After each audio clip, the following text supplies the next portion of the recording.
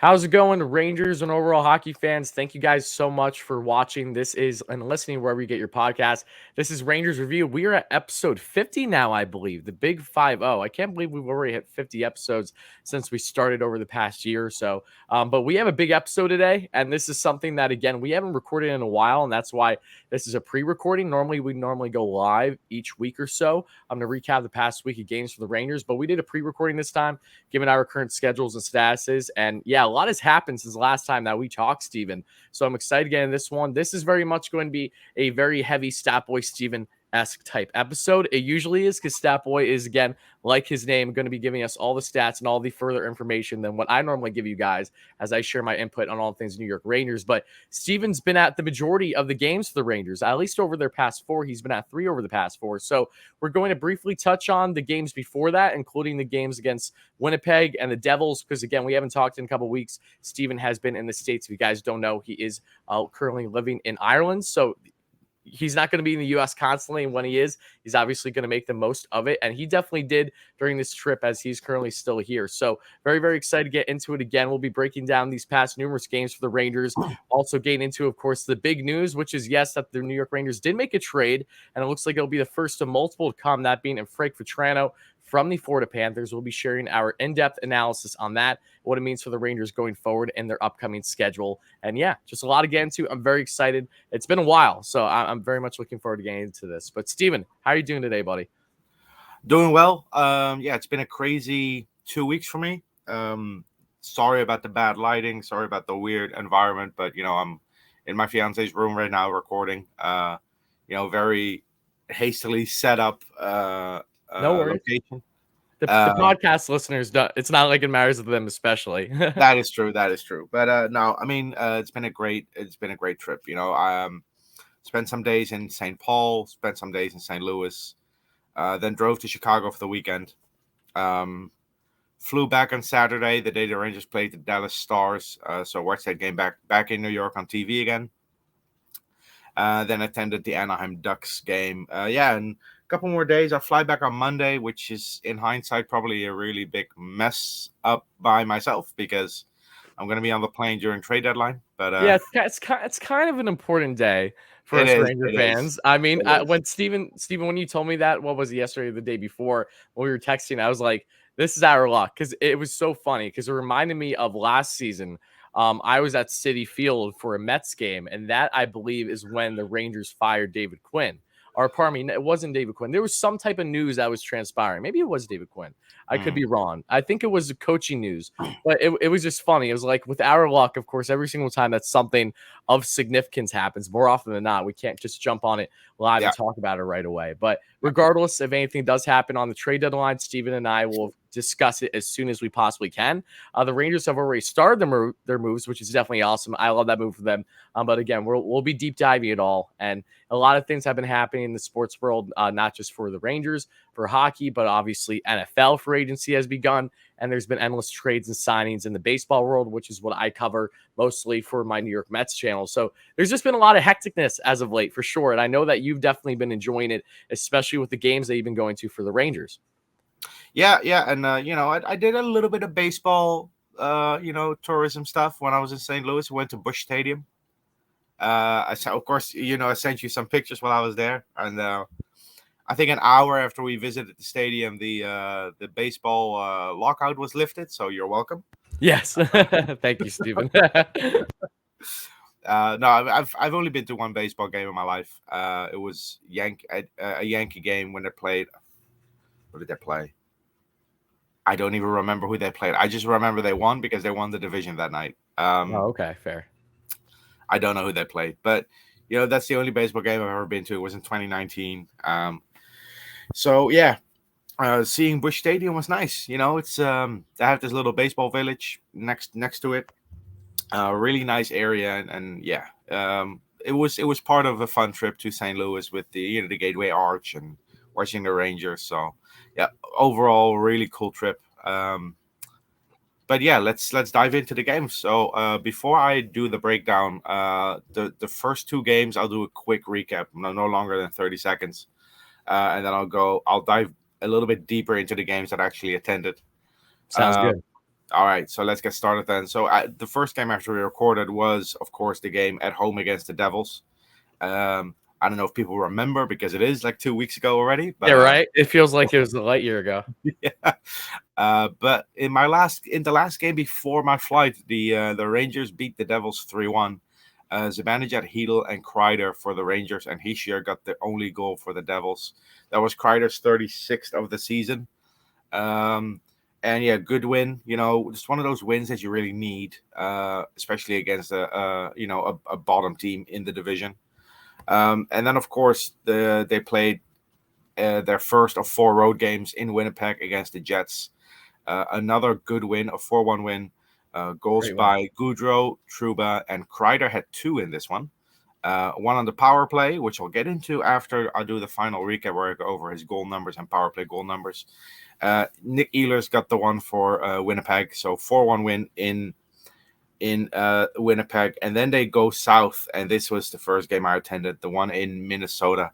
Yeah, Steven, Um, before you go into them, it was just funny because it was like, my goodness gracious. After that game in the Minnesota, my dad was saying to me, Steven needs to pump down on going to these games. And then we have St. Louis, and then we know what transpires in St. Louis. Thankfully, you redeemed yourself in the last game for the Rangers that you were in attendance for. But yes, there was definitely some a sense of bad luck, and I know that far too well, going to plenty of sports I outings myself. But go ahead. I've been asked by fans to no longer attend road games Yeah. because my record is atrocious.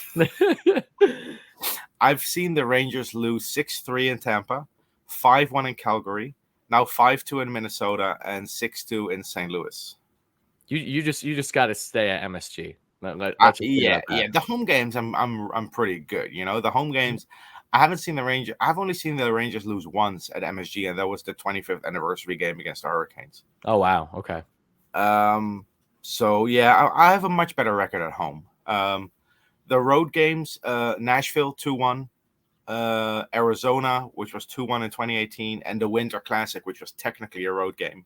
Yeah, that's Those are true. the only 3 road games where I saw the Rangers come away with a win. So, but you know, the Rangers get those 2 wins against the Devils and the Jets, and then they go south. They play a Minnesota Wild team that at the time had a 2-8-0 record in their last 10, losing 8 out of your last 10 games. For a team that wants to make the playoffs, that wants to actually make something happen, they want to make some noise this year. I had a feeling they were going to come out strong, and it showed. You know, and looking at that team, you know, I was sitting close to the eyes, looking at the matchups. We always talk about size, you know, and how the Rangers really added size last summer, and now some fans think we're invincible because size is everything. And this is one of the good points, you know. Jared Spurgeon, I think, is 5'10". Yep. He is smaller than Nils Lundqvist, Zach Jones, and Adam Fox. But man, he was out there. He was good out there. And then you have Kaprizov, and then you have Zuccarello, and it's just a team that doesn't have the size. It kind of reminds me of the Rangers last season, in many ways. But you know, the Minnesota Wild come out really strong. Hartman, with his 23rd of the season, opens the scoring after 10 minutes. And then Joel Eriksson Ek, who's probably on one of the best contracts in the league right now. He Yeah, signed he's criminally underrated, as are for plenty of I, players there in Minnesota. I think 4.5 million for 8 years. Such a great two-way player. That's a steal. But Kaprizov assisted on the Hartman goal. Eriksson Ek assisted by Marcus Foligno and Jordan Greenway. And you go into intermission down 2 goals, and you're like, what's going to happen next? And then, you know, the second period, they come out strong. You know, Dryden Hunt gets his 4th of the season. And If Dryden Hunt is going to stay with the Rangers at all, if he's going to have any production, it's because of you. Like, he might as well just hire you as like an everyday assistant or something. I Because was going to say, because in the Rangers have played 11 games with me in the country this season, and in those 11 games, Dryden Hunt has 4 goals and 4 assists. He has 8 points in those 11 games. that's absurd. That's pretty crazy. And let me just quickly look up his total numbers, and I can calculate how he plays when I'm not in the country. So in 44 games, he has 6 points when I'm not in the country. 6 points in Really? 44 games Oh when my I'm not in God. the country. I mean, again, I think you're the answer for Yeah. Dryden Hunt. You were quite literally the I answer. wish it was the answer for the rest of the team, though, to be Yes. perfectly honest. But Dryden Hunt gets his fourth of the season, assisted by Stroh and Panarin, and then Zibanejad ties it shorthanded, and you're like, okay, we're back in this. We can win this now. And then they concede a power play goal on the same power play. Now, funny story. Steve Veliquette actually asked on the post game show how often that happened, and I didn't have time to look it up because I was flying to St. Louis the next morning. But by the time I got to St. Louis, he hadn't gotten his answer yet, so I decided to dive into it a little bit. And if I remember correctly, 127 shorthanded goals this season. 8 of those were followed up by a power play goal on the same power play, which is roughly 6.2% of the time. So it's rare, but not as rare as you might think it is. Okay. There's one game, I think it was in December, the Tampa Bay Lightning and LA Kings both did it in the same game. They both gave up a shorthanded goal, or they both scored a shorthanded goal before scoring a power play goal on the same power play in the same game. That's bizarre. You don't see that often. That is bizarre. Yeah. I'd need a lot of time to research this, going back a few years to see when the last time was that happened.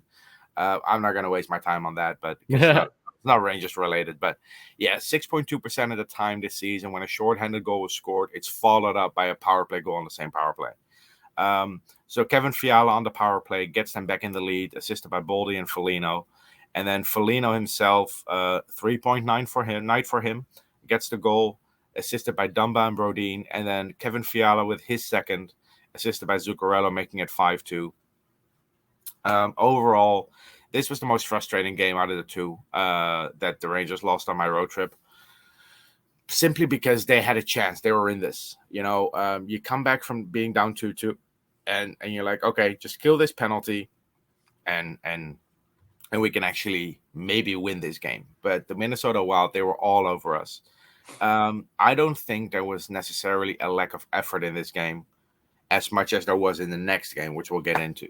I think the Minnesota Wild they just had some bounces going their way, obviously, but they scored at the right moments. They do score at the right moments, and they usually scored after we missed a big chance, and those momentum shifts are huge.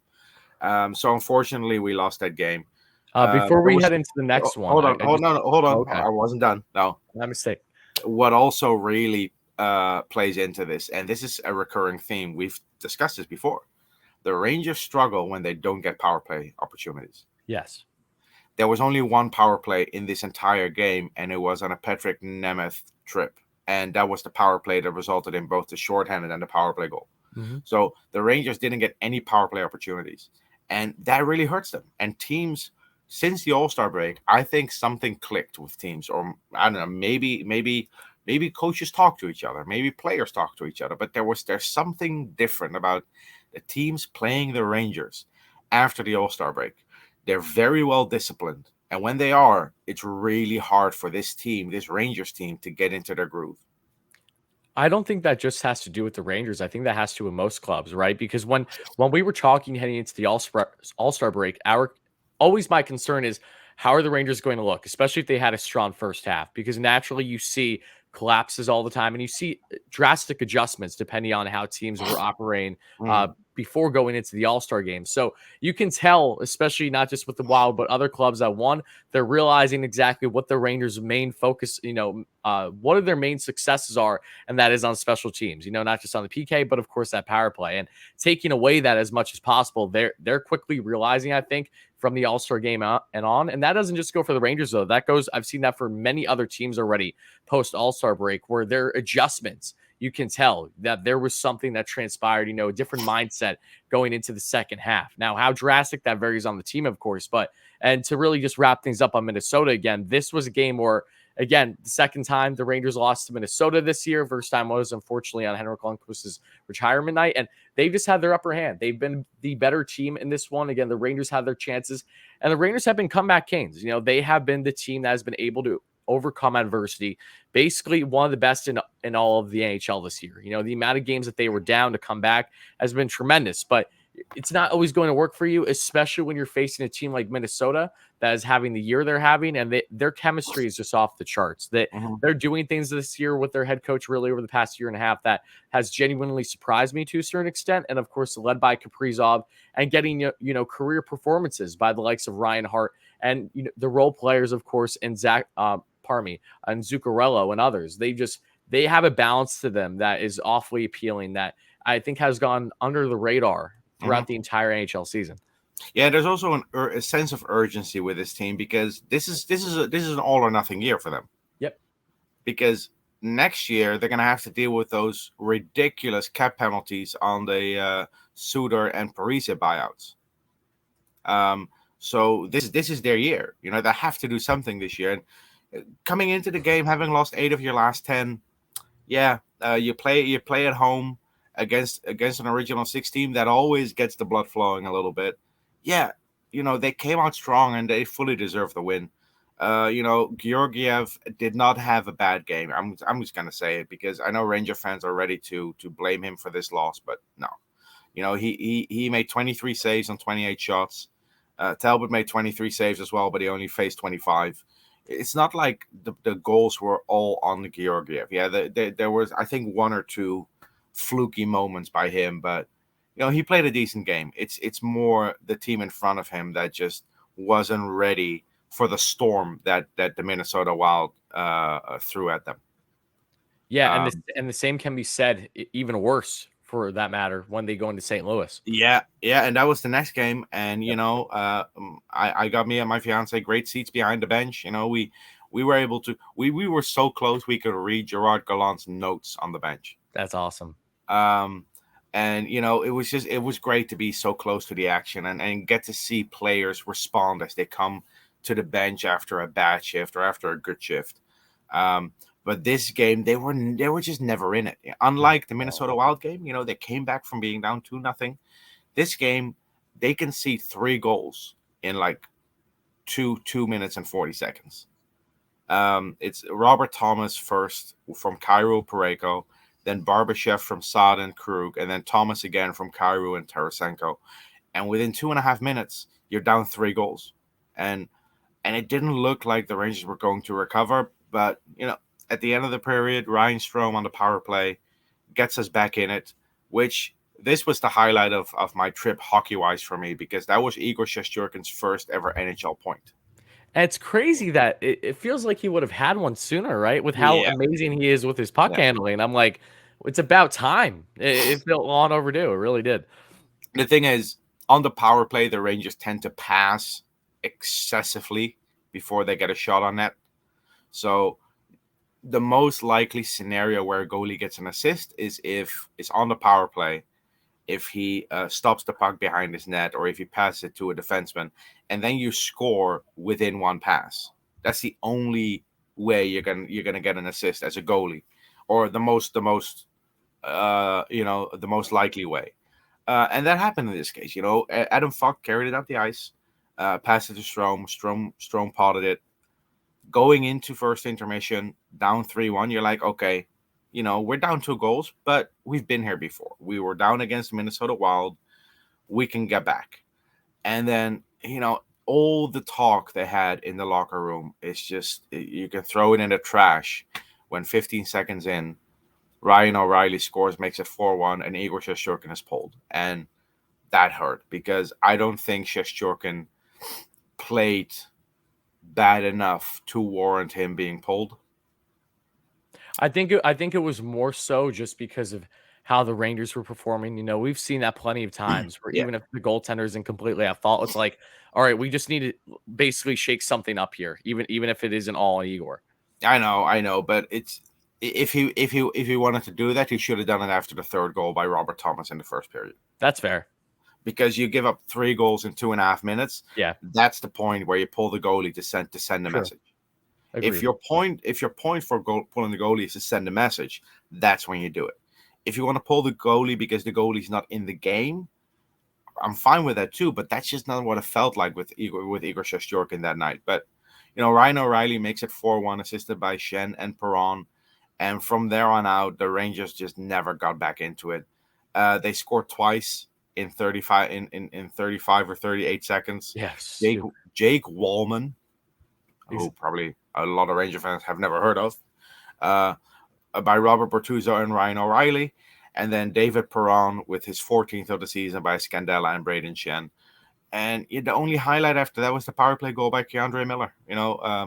Fox with his second assist of the game. Bad game by Fox, but still 2 assists. So he keeps the points coming in. But overall, it was just not a good game. And this was the frustrating one because this was the game where they never had a chance. Yeah, against the Minnesota Wild, I can at least say they were in it. This game, they never had a chance. They I don't know. The less I say about this, the better. It was such a frustrating game to watch. Shosturkin, 13 saves on 17 shots. Georgiev, 16 saves on 18 shots. I mean, yeah, it's just nothing to write home about. The real hero of the game for me was Ville Husso, though. Because the Rangers did get good scoring chances, but Husso stopped most of them. And I don't want to say that they were all great saves. Sometimes they were just weak shots, but he was still there to make those saves. He was the hero for the St. Louis Blues, and the Blues as well. I think the Blues came into this game on a 4-game losing streak. So in back-to-back games, you're playing an opponent that really wants to come out and prove something to their fan base. And unfortunately, the Rangers were on the receiving end of this. Yeah, just an ugly, ugly loss. 6-2. Did not expect that at all. But yeah, still a good experience for me. I got to see St. Louis. It's a nice city, quiet. The Gateway Arch is definitely worth it if you're ever in St. Louis. There's a little cable car that goes all the way up. Yeah. And yeah, it was still a fun trip. We spent the weekend in Chicago after that. We didn't go to Dallas for the game, thank God, so the Rangers could win that one 7-4. Exactly. We decided to rent a car and drive up to Chicago. My fiance loves Chicago. She wanted to take me to Chicago. We saw the St. Patrick's Day parade. We had some deep dish pizza, which I know people shit on deep dish pizza, but it's kind of delicious. I'm not gonna say it's better than New York pizza because it's just two different styles. I think that's where the root of quote unquote shitting Look, on the to pizza me, comes from. You know what I mean? Because everyone wants to compare who has the best pizza out there, right? So yeah. that's So why. 'Cause it's the polar opposite. neither New York pizza nor Chicago pizza are real pizza. Yeah, because you're used to actually I'm used to. I live in Europe. quality. Yeah, European pizza. Yes. What they serve in Europe is pizza napolitano. Now it's just like Italians that live all over Europe. They have their Italian restaurants, and it hasn't turned into its own identity like Chicago style or New York style. It Or hasn't been Americanized. That's fine. yeah, which not a bad thing. It's just different. Mhm. No, but the deep dish pizza was great. I went to the observation deck where you have the tilt. Now, if people are afraid of heights, this is not for you. But Yeah, I'm not even going to consider the you idea. lean forward, and then the glass literally tilts like this. Yeah. Yeah. And Nope. then you look down. It's amazing if you're not afraid of heights. But if you're into that kind of stuff, if you're in Chicago, go there. It's awesome. But yeah, the Rangers it didn't go to Chicago. They went to Dallas. And they had to redeem themselves. But again, starting off slow. How many times, Tyler, have we talked about the Rangers conceding a goal in the first minute this season? Quite a bit. I don't think we've actually talked about it enough, if I'm being honest with you. I feel like we missed the opportunities to really execute it more than what we have. No. I think we discussed it more than enough. But it keeps happening, Yeah, you're not wrong. So the game in Dallas, S.L. Lindell, first minute of the game, puts Dallas on the board. Tyler Seguin gives them a 2-goal lead after 5 minutes. And, I thought, okay, let's see what happens. And I know some TV, they went to do other things. And then the Rangers come out flying and they score 4 goals in 5 minutes. Yeah, and it was nice to see for once, especially over these past 2 games, the Rangers actually have that hot streak over a short period of time. It's refreshing. It's nice to be on the other side of it Yep. for once. Yeah, Greg McKegg by Keandre Miller and Julien Gauthier. Deflection by Greg McKegg on a Miller shot gets us back in the game. And then Zibanejad on the power play by Woo! Strome and Panarin. And Beautiful Panarin's goal. name is going to come up 5 times in this, by the way. Yeah. So get ready. What a beauty. So good. Adam Fox with his 8th goal of the season, assisted by Trouba and Panarin. Then Panarin scoring, assisted by Miller and Hunt. And then you go into first intermission up 4-2, which is great. And when you're down 2 goals after 5 minutes, going into the first intermission up 4-2, that's all you can ask for. Second period on the power play, Jason Robertson, who is a very underrated young player. Oh my goodness. I mean, I think he may be one of, if not the most underrated player in the league. Quite literally. He should have won the Calder last season if it wasn't for Kaprizov. He's been scored his 30th of the season. Crazy. 30 goals. Assisted by Klingberg and Hintz. And then I cannot believe it happened for a second time this season. Himself, the SOB. Patrick Nemeth. Patrick Nemeth gets his 2nd goal of the season, and it was a really good goal. You know, he willed that puck into the net. You know, he pushed it in legally. Another assist by Artemi Panarin, and this is a weird one because he wasn't even on the ice for it. That's true. So, he just got the secondary assist though. It was primary assist. He got the primary assist on the goal, but not the plus because he was already off the ice. So you go into second intermission up 5-3, and then Joe Pavelski, gets you back in it, and then Gaudreau scores, beautiful snipe assisted by Hedl, and then with a couple of minutes to go, they pull their goalie, and it's going to happen. We all know it. We're all waiting for it. We're waiting for it to happen. And Igor Shesterkin goes for it, and he whiffs on it. He's good. He's so due.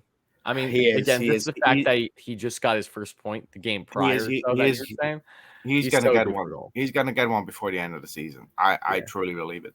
But we still get the empty net goal. Ryan Strome assisted by Hunt and Panarin. That was Dryden Hunt's 3rd assist of the game. That was Artemi Panarin's 5th point of the game. 1 goal, 4 assists for Artemi Panarin. A day after Larry Brooks wrote that we might need to be concerned about Panarin. So, if it's Larry Brooks, I think you know what the outcome is going to be. Yeah. And then the last game was the 3rd game I attended at Madison Square Garden. It was great to be back. I was sitting in a section with Amanda Kessel, actually. Oh, that's awesome. Did you talk to her at all?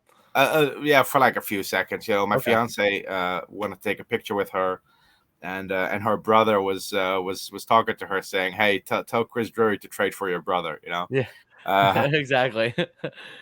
But it was good. It was a good game. Brodzinski with his first of the season. A nice goal too. A goal scorer's goal. It was goal scorer's goal, and maybe he's the answer for the second line until Kakko is back. Who knows? Philip Hedl and Braden Schneider with the assists. Comtois ties it up, assisted by Terry and Henrique. And then the second period, Zibanejad with what I consider to be the goal of the season for the Rangers so far. Yeah, it was. The Rangers are on a delayed call, 6-on-5, and they just pass the puck around like they are the Russian 5 in the 90s. It was unbelievable. Just pass. And for once, this passing attitude actually helped, because the more you pass on the 6-on-5, as long as you're successful in your passes, the more you pass on 6-on-5, the more the opponents are chasing you, and you're really starting to crack down on their structure. And then there was this beautiful pass, no look pass from Fox to Zibanejad, and Zibanejad scores on a beautiful tight angle. And in the replay, they zoomed in on Fox, and you could see Fox was looking at Gibson when he passed to Zibanejad, who was next to the net. And the moment that puck didn't go on net, Gibson knew it was done. I mean, I've watched that goal, I think 25 times. Wow, you just keep running it over and over again. It was such a beauty, though. Goal of the season. Goal of the season for me, easily. But it wasn't meant to be. The Rangers give up a goal within 2 minutes, so the lead didn't last long. Cam Fowler on the power play, assisted by Adam Henrique, and then third period looked bad. Derek Grant scores, assisted by former Ranger Denny O'Regan. Never played for the Rangers, but he was under contract with us. Yes. Breakaway, just a bad play by Patrick Nemeth in the neutral zone. Braden Schneider couldn't catch Grant, and we're down 3-2. But then the god himself, with his Quite literally. 39th of the season, Chris Kreider on the power play, assisted by Fox and Panarin, taking it to overtime, where Adam Fox scores his ninth of the season, assisted by Panarin and Zibanejad. Beautiful. And it was just a really nice overtime win. It was a good game by the Rangers in some aspects. Lacked a little bit of the defense we've seen. Not the last 2 weeks, definitely, but the weeks before that. But I think the Rangers, after these last two games, they're back in the win column. Yeah, hopefully they can build on this. The Rangers now 39, 17, and 5? They are 38, 17, and 5. So 38, 17, yeah, and 5. they currently sit at 81 points, which is second in the Metro, and they're tied with Pittsburgh, of course, in points. And now that we're talking about Pittsburgh, I want to segue that into the trade we made yesterday, if you don't mind. Yeah, no, let's go right ahead. I got a lot to say. I'm very happy. I know that most Ranger fans agree, and also we apologize that we weren't able to get this news out sooner. Obviously we all know the story by now, but Frank Vatrano, I love this. First of all, I saw on Twitter, I didn't even know his connection with Jacob Trouba. They must have had class together, because a decade ago, Frank posted on Twitter, like having like a silent reading with Trouba in the background, them smiling. So they're teammates again. Love to see that, but I have always been a Frank Vatrano fan, and I'm so happy he is a New York Ranger. I know you're gonna have plenty to say on him, but he's a speedy winner that can play at the center position. He can play any forward position for the most part, and he's definitely had some good years in Florida. And you can tell that as Florida has become more of a powerhouse, especially this season. Yes, his role hasn't been to the same significance, but now he's coming into a more increased role with the Rangers, and I just think that this is kind of a match made in heaven. You do not lose anything in this deal. You give up that 4th round pick this year. This won't be the last move the Rangers make either, but this is exactly what you and I have been preaching for, right? Like, we would love, I would love JT Miller. I would love the best players in the league. Don't get me wrong, but it's the point of, it's the repercussions of that, right? It's how much are you giving up? It's how long are they actually going to be here? And Frank, he's an RFA. I think he's due $2.5 million this season. Then he's an RFA, I'm pretty sure. So I think he's UFA, but UFA, pardon me. But this is still someone that very much has potential to sign a new deal with the Rangers, and what they need, this automatically gives the Rangers winger depth far better than what they had. He's already ahead of the Dryden Hunts and the Julian Gauthiers of the world. So I'm really curious to see how he's going to be implemented. I have plenty more to say on him, but Steven, take it away. What was your initial reaction to this trade? Yeah, look, it's perfect trade. This is exactly what I wanted. The Rangers got a 3rd round player for a 4th round, or 3rd line player for a 4th round pick. A 4th round where they had 2 picks, and the Florida Panthers will get the later of the 2 picks. So they're not giving up anything. Of course, they got the 4th round pick for Brett Howden, the Winnipeg pick. Yep. So this was the perfect trade for the Rangers. They needed to solidify the 3rd line. They really had to do something. And the last thing I wanted was to give up a 1st round pick or a top prospect, or but this is just perfect. Vatrano is a player in the mold of Adrian Kempe of the LA Kings. That he's the one example I've been bringing up. Exactly the player we need. We need a player who skates well. But what really stands out for me is, and this is partly because he's a bottom 6 player, but 85% of his points have been at even strength. And that's exactly what we need. Now, going into the playoffs, we are most likely going to play the Pittsburgh Penguins, right? Yes. Frank Vatrano, in his career against the Pittsburgh Penguins, in 13 games, 6 goals, 4 assists for 10 points. So he's a little bit of a Penguins killer. You have to wonder, and I'm glad you brought this up, because when teams and the Rangers, when you do player evaluation and say the Rangers are envisioning exactly what they have in store, assumably come playoff time, Hmm. You have to wonder how much of a factor that may have went into things. I mean, Obviously, he profiles well for the Rangers regardless. mhm. But do you think that they thought about that at all with his production against Pittsburgh? It wouldn't be a main factor, but it could be a contributing factor. Yeah, Yes, for sure. that's what I mean. A complementing factor. It's say Yeah, if say they were debating between say Frank and maybe someone else that is from more out west or something like yeah. that that maybe has no experience against the Metro or not Hmm. much. Yeah. That's something that can definitely stand out. So I'm very happy you brought that up because yeah, Vatrano 10 points in what 13 games you said against Pittsburgh. Yep. That's definitely positive for a Rangers team that That's that, they know that's that sexy. Pittsburgh is going to be a big problem for them. That's sexy for a fourth round pick. That is very sexy for a fourth round And pick because I now think we still. How many games do we still have left against the Penguins? 4 or 5 we in the have a regular lot. season.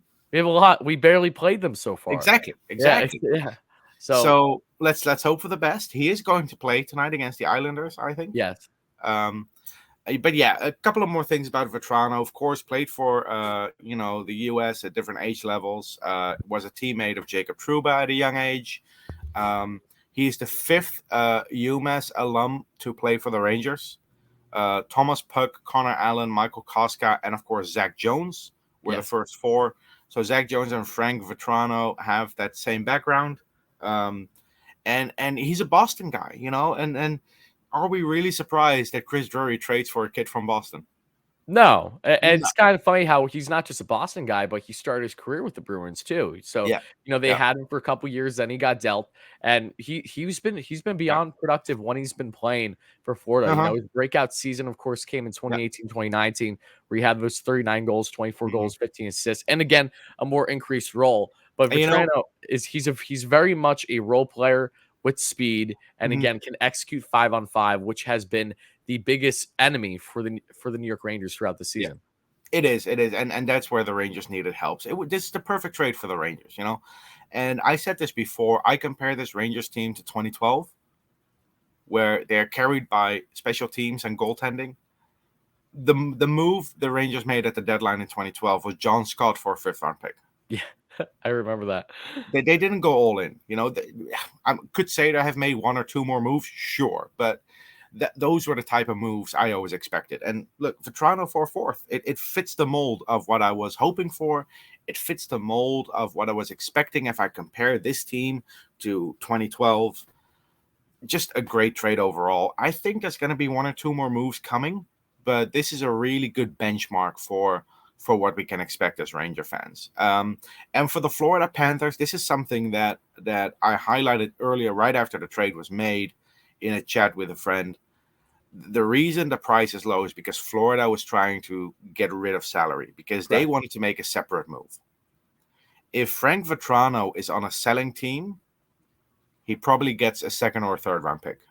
Oh, absolutely. Because But even though that Vitrano isn't necessarily known for being a tremendous two-way player, you have to think Mhm. of obviously teams, to more of an extent than Vitrano, but the Blake Colemans of the world at the time. And same thing with Barclay Goodrow. Like if you're a team in a win now and there is a hot market for that specific player that will help round out your team, especially in the bottom six, they go for a lot. You can definitely, max out their value. But Florida did this because Mhm. shortly after they acquired Ben Sherratt from Montreal. And I'm really happy that Ben Sherratt did not land with the Rangers. He by no means is he analytics dream. He's I'm someone that really happy we dodged a bullet with Canadian Patrick Nemeth. Yes. yes, quite literally. So maybe he's gonna thrive, with Mm. Florida. Because Yeah. again, Look, Bill and Zito's is fantastic GM. I've mhm. loved basically every single decision Yeah. he's made so far. So I'm sure they'll utilize him properly. But yeah, I'm And glad that and the and Rangers didn't and have to that give have you an that far. example of what I was trying to say with if Vatrano was on a selling team, Kalle Yarncrook of the Seattle Kraken Yeah. returned a second, third, and I think a sixth round pick. Yeah, I believe so. That is the return that Vatrano would have gotten if he was on the Kraken, the Coyotes, the Devils. But Florida wanted to trade him early. Florida had to get rid of him because they had a second move they wanted to make. So to jump on that was a brilliant move by Chris Drury, and this is a really good trade and a very underrated trade. I think Ranger fans are going to really love what Vatrano brings to this team because it is something we've been desperately lacking. He brings that pace. He's also he's a short player, but he's not one that shies away from the gritty side of it. You know, overall, I think a really good addition to the team for a minimum cost. A fourth round pick is not even a lottery ticket. A fourth round pick is a scratch off ticket. Let's put it in simple terms. The Rangers only needed to use a fourth round pick to acquire right now, as Mhm. things currently stand, their second best right winger. They basically replaced Brett Howden. They traded Brett Howden for Frank Vatrano, technically. Yeah. But if The you look at fourth the round depth that the Rangers have right now, Yeah. again, Lukaku's still out, And unfortunately. and I think Vatrano has more points than our entire bottom six combined, with the exception of Barclay Goodrow. Yeah, Barkley's the only, but Barkley's played all over the place Yeah, this yeah. season But too. if you look So, at Gauthier, Heedle, yep. Reeves, Rooney, McKegg, Vatrano stands out. Vatrano could even is probably not going to, but he could even go to that second line in Dryden Hunt's spot if needed. But I think this is a really solid move to really help that third line. That third line, it has been atrocious. We've been talking about it for so many weeks, months even. The third line needs three new players. You need an entire third line, because honestly, we've been playing with two fourth lines up to now. The Um, Rangers have been one of the better teams in the league this season, 81 points in 60 games mhm. with two lines, for being quite honest with you. Basically, yeah, yeah. So if they can get Kessel for that other fourth round pick, and maybe a center for a third round pick, your third line all of a sudden is a third line that can actually do something for you in the playoffs. It's not going to get you all the way to the cup, but it might get you to the second round. Maybe make you competitive in that second round. Um, And we all know how different of an animal playoffs are, right? So like yes. the Rangers very well can go into the playoffs, have a deep run, surprise everyone.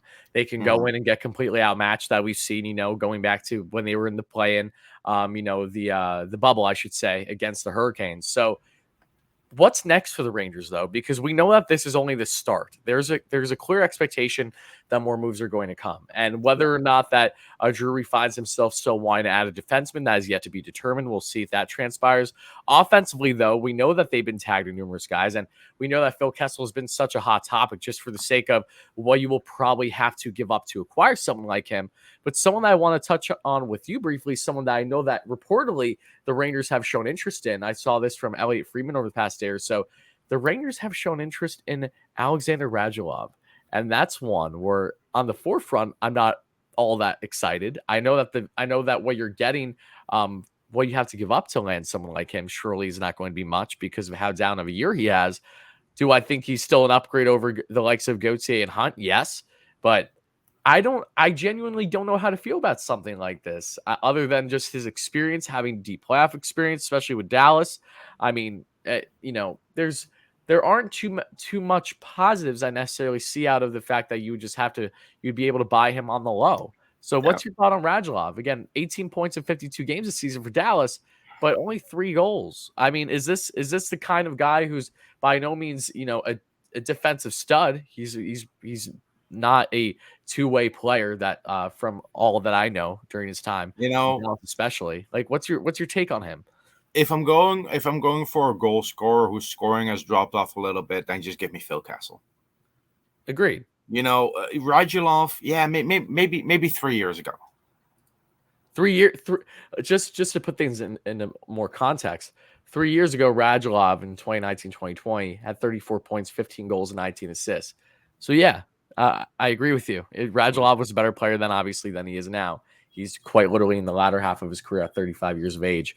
And if Mm-hmm. you do a comparison here, and we have to keep in mind that Radulov, it's not like he's on a bad Dallas Stars team. No, they haven't been perfect by any stretch this season, but they've definitely had some good runs this year. Versus Kessel, who's on the Arizona Coyotes. Let me put emphasis on the Arizona Coyotes, and still has 37 points in 60 games. He's basically a 40 game player and 40 point player, and has, yes, 6 goals, 31 assists. But there's someone that I have a higher confidence in that can give me more offensive production on the wing. I'm taking Phil Kessel in any and every day of the week. A guy Yeah. that won his cups with Pittsburgh, that has, of course, been a lethal goal scorer throughout his career. Yes, he's not to that level anymore, but who's not to say that with a far better team in the New York Rangers, that it wouldn't light a little bit of a fire under him. A guy that, again, you shouldn't have to give up too much for. Yeah, yeah. Look, and there are options, and aside from Sherrod, who I think is more an exception than the rule, this is a buyer's market. The prices for rentals are relatively low. Josh Manson returns only a second and a prospect. Yep. If the Rangers really want to go for something and they want to make some noise in the playoffs, Hampus Lindholm, you know, if Josh Manson can be traded for a second and a prospect, so can Lindholm. I wouldn't rule it out. If Drury contacts Anaheim and says, "I'll give you a second round pick and Matthew Robertson for Hampus Lindholm," all of a sudden your left side on defense looks a lot better because let's be honest, Miller is only 22 years old. Lindgren has been a bit shaky the last couple of weeks. If you add Lindholm to this core, and second and a prospect is as high as I'm willing to go for a rental. I'm not talking blue chip, I'm not a B-level prospect, which I think Robertson is. That's as high as I'm willing to go for a rental. If you can get Hampus Lindholm for the left side of defense and then maybe add a guy like, you're really trying to solidify the third line here. So either Phil Kessel or maybe Chris Tierney. Chris Tierney seems like so much like Chris Drury acquisition in my opinion. Maybe Nicholas Paul, maybe Sam Gagner. You're not looking for stars here in your forward core. Your top six is set. When Kakko's back, your top six is set. What you're looking for is you're trying to solidify your bottom six. And those pieces should be relatively easy to acquire even at the deadline. So it's going to be an interesting couple of days for Chris Drury. It's Thursday now, so we're 4 days away from trade deadline? Yeah, we're only 4 days away, and it's been, to this point, anticlimactic. We haven't seen anything drastic, and that's Well, a lot of times that tends to be the case. Literally, quite up to the deadline.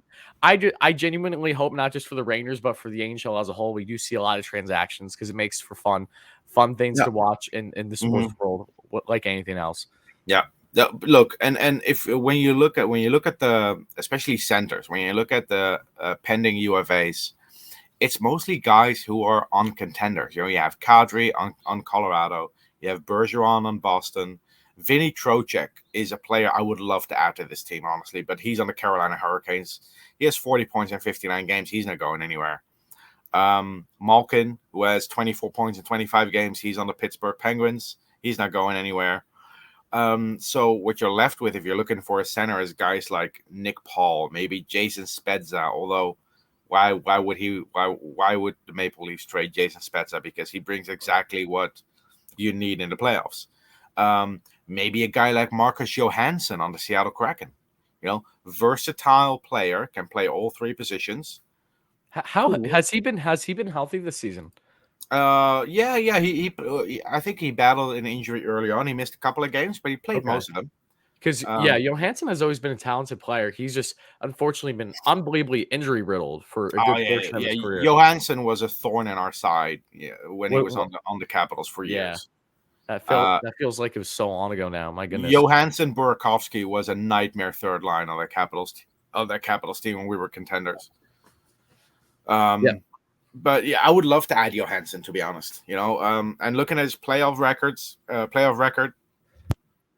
For a depth guy, Marcus Johansson is the perfect guy to target. 41 points in 97 playoff games. That's really solid. That's really good for a third line player. That's what you want. That's the type of production you want from a third line player. Listen, if we add Marcus Johansson and our third line is Johansson, Hedel, Vatrano, yeah. I think this team can actually survive the first round in the playoffs.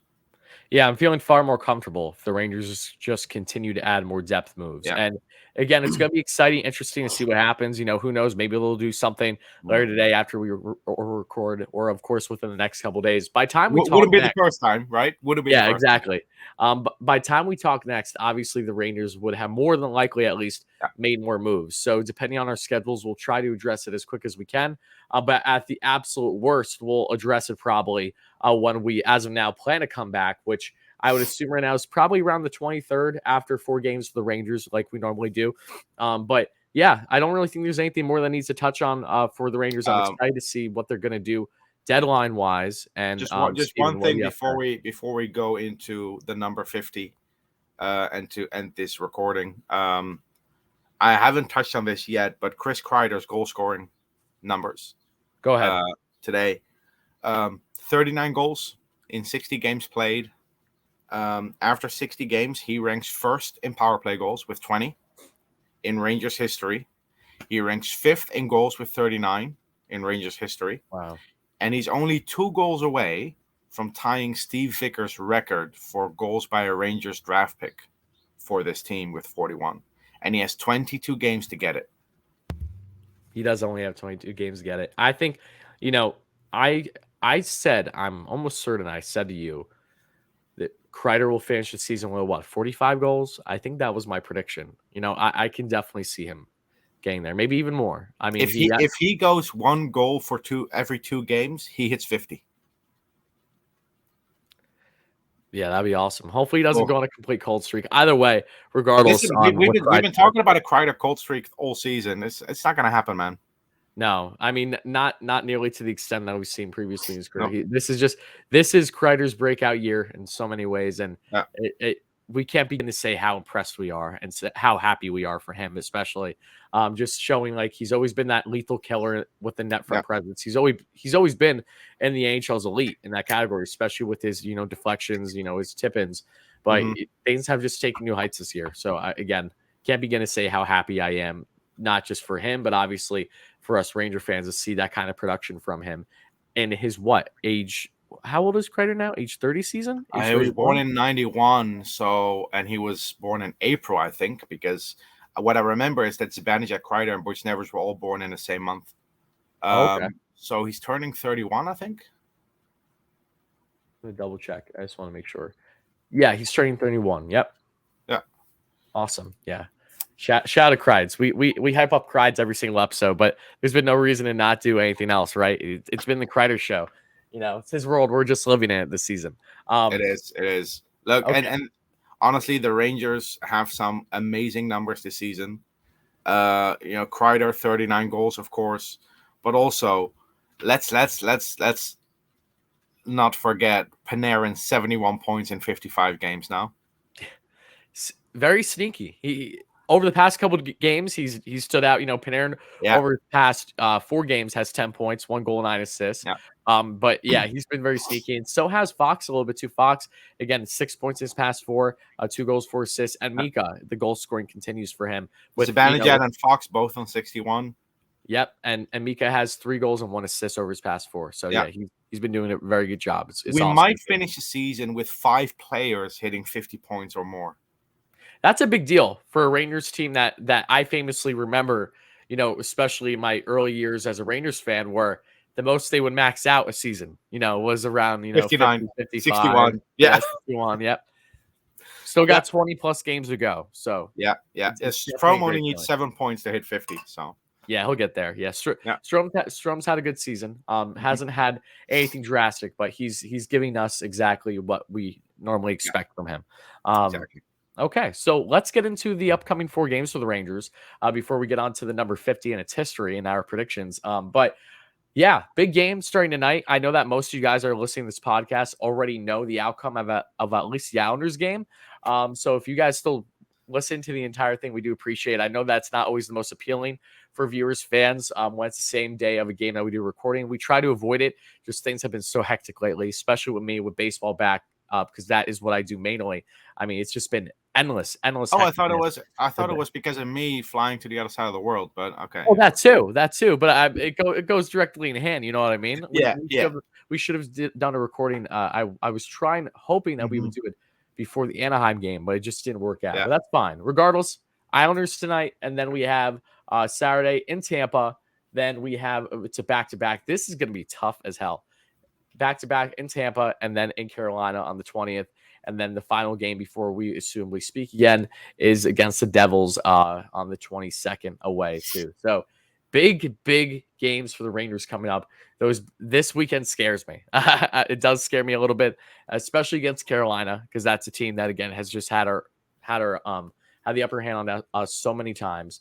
Tampa, I'm curious to see how that's going to work out. But out of these 4 games, I mean, I don't know who won the belt between us two because we did things I'd differently. have to look that up when I'm back because the notes are It's like on not, my desk. yeah, it's not a big deal. I'll write it down for this time.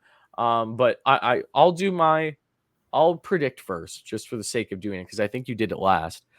So out of these 4 games, my prediction for the Rangers record, I'm gonna go with I'm going I'm gonna go with 2-0-1 for this.